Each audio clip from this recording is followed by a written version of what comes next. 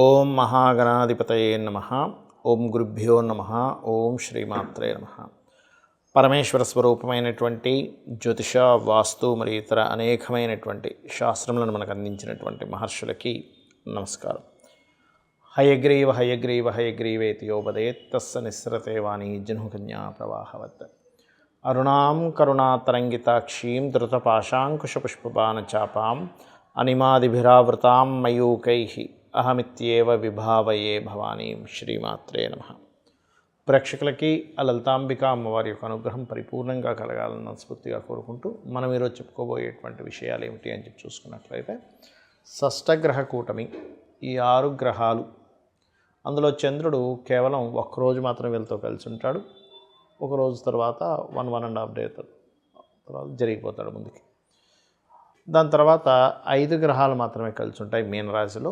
ఈ 5 గ్రహాలు కూడా 14వ తేదీ వరకు కలిసి ఉంటాయి. దాని తర్వాత రవి, దాని తర్వాత శుక్రుడు, అలా ఒక్కొక్కటి మారిపోతూ ఉంటుంది. మరి ఈ 14 రోజుల పాటు ఈ గ్రహాల యొక్క కలయిక వల్ల ఏప్రిల్ మాసంలో, మార్చ్ ఎండింగ్ నుంచి ఏప్రిల్ 14వ తేదీ వరకు ఎటువంటి ఫలితాలు రానున్నాయి, ఏ విషయాల పట్ల జాగ్రత్త వహించాలి అనేటువంటి విషయాలు చెప్తుంది నేనైనప్పటికీ కూడా చెప్పేస్తుంది సాక్షాత్ లలిత అమ్మవారిగా భావిస్తూ ఒక్కొక్క లగ్నం గురించి, లగ్నం తెలియని వారి రాశి గురించి తెలుసుకుందాం. మకర లగ్నము, మకర రాశి. మకరం వారి కనుక చూసుకున్నట్లయితే మీ లగ్నం నుంచి 3వ స్థానంలో షష్టగ్రహ కూటమి ఏర్పడుతుంది. పరాక్రమ స్థానము అంటారు. ఈ పరాక్రమ స్థానంలో ఎప్పుడైతే ఈ గ్రహ కూటమి ఏర్పడిందో ఇది ఇచ్చేటువంటి రిజల్ట్ ఏమిటి అని చెప్పి చూసుకున్నట్లయితే, ఏదైనా కొత్త ధైర్యము చేయడము, మరియు అదేవిధంగా మీకు చూసుకున్నట్లయితే వివాహ సంబంధించిన విషయాలు ప్రయత్నాలు సక్సెస్ అవ్వడం జరుగుతుంది మకరం వారికి. వివాహ ప్రయత్నాలు మరియు అదేవిధంగా గమనించుకున్నట్లయితే సక్సెస్, మీరు ఏదైతే అనుకుంటుంటారో సక్సెస్ రావడం అనేటువంటి చాలా స్పష్టంగా చూపిస్తుంది. అనుకున్నది అనుకున్నట్టుగా సక్సెస్ కలగడం అనేటువంటిది. అలాగే మరొక విషయం ఏంటంటే, ఇక్కడ గమనించుకున్నట్లయితే దీంతోపాటు ఈ యొక్క 3వ స్థానంలో ఉండేటువంటి గ్రహాలు కొత్త అగ్రిమెంట్స్ చేసుకోవడానికి, పార్ట్నర్స్, కొత్తగా ఎవరైనా పార్ట్నర్స్ మీకు కలవడానికి, సామాజికంగా సమాజంలో మీరు ఏదైనా ఒకసారి చూడండి, సామాజికంగా కొన్ని స్టేజ్ మీద మాట్లాడినప్పుడు కొంతమంది ఇవాళ రేపు స్టేజ్ అంటే యూట్యూబ్ ఛానల్స్ అయిపోయాయి కాబట్టి యూట్యూబ్లో ఏదైనా చెప్పినప్పుడు అది నలుగురికి వెళ్ళడం, వైరల్ అవ్వడం, కొంచెం సమాజంలో దూసుకు వెళ్ళడం, ఇట్లాంటివన్నీ ఉంటాయి. కాకపోతే మీకు వ్యాపార లాభాలు, అన్ని రకాల లాభాలు ధైర్యంగా తీసుకునేటువంటి స్టెప్స్ వల్ల కలుగుతాయి, అందులో ఎటువంటి సందేహం లేదు.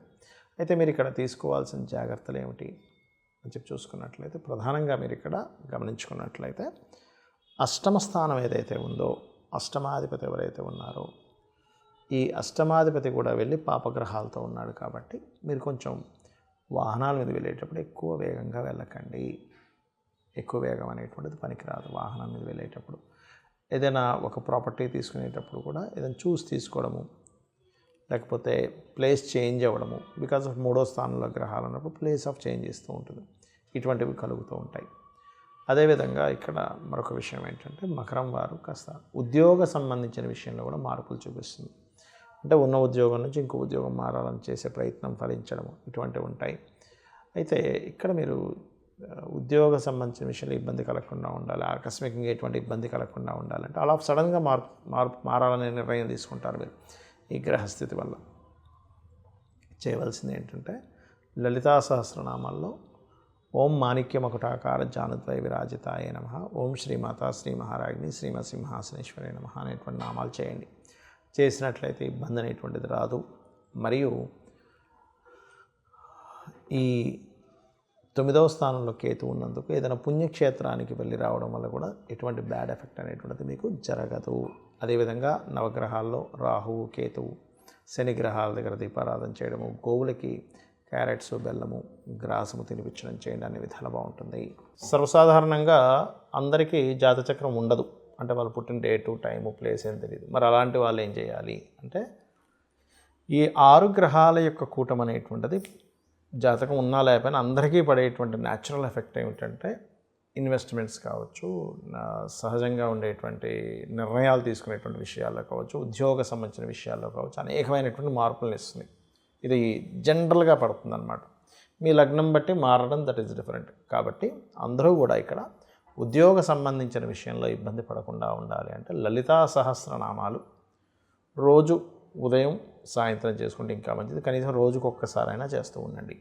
అదేవిధంగా అందరూ కూడా గోశాలకు వెళ్ళి గోవులకి కాస్త బెల్లము, అదేవిధంగా చూసుకున్నట్లయితే గ్రాసము ఇవి తినిపిస్తున్నట్లయితే ఇబ్బంది ఉండదు. అయితే మరి ఈ షష్టగ్రహ కూటం అనేటువంటిది దేశకాలాల మీద ఏదైనా ఎఫెక్ట్ పడుతుందా, ఏదైనా రోగాలు లాంటివి వస్తాయా అంటే ఒకటే గుర్తుపెట్టుకోండి, మనం గతంలో కూడా ప్రిడిక్ట్ చేసాం. అప్పుడు ఏదో అయిపోతుంది, కరోనా లాంటిది ఏదో వస్తుంది అంటే అట్లాంటిది ఏమీ రాదు, ఏదో చిన్న వచ్చిపోతాయి కానీ లాక్డౌన్స్ లాంటివి ఏమీ జరగమని చెప్పాము. కాకపోతే ఈ 14 రోజుల పాటు ఉండేటువంటి గ్రహాలు కలిసి ఉన్నప్పుడు ఏమవుతుందంటే కొంచెం ఇమ్యూనిటీ సిస్టమ్స్ మీద, కొంచెం తీసుకునే నిర్ణయాల మీద, దేశకాల పరిస్థితుల్లో తీసుకునే నిర్ణయాల మీద, అదేవిధంగా ఇక్కడ మీకు ఈ 6 గ్రహాలు ఇక్కడ ఉండగా ఇక్కడ కుజుడు ఇక్కడ ఉంటున్నాడు 3వ స్థానంలో. కాబట్టి ఏంటి, కొన్ని సరిహద్దుల్లో కొన్ని దాళ్ళు లేనట్లయితే ఈ పర్టికులర్గా ఈ శని రాహులు కలిసినందుకు మీన రాశిలో పెద్ద పెద్ద పీఠాధిపతులకి, గురువుల మీద కొంతవరకు ఎఫెక్ట్ కలగడము, కొంత ఈ